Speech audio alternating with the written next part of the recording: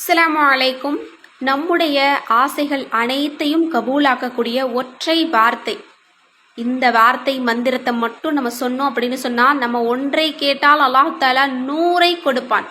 சுபஹானல்லாஹ். இந்த வார்த்தையை இந்த நிமிடம் நீங்கள் சொல்லி பாருங்க.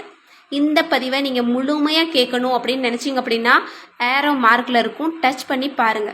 அந்த மிகச்சிறந்த வார்த்தை என்ன? அல்லாஹ் தாலா தன்னுடைய திருக்குரானையே சத்தியமிட்டு சொல்லக்கூடிய அந்த வார்த்தை என்ன? அதுதான் ஷுக்ருல்லா, அல்ஹம்துலில்லா. இந்த வார்த்தையை இப்போவே சொல்லுங்க.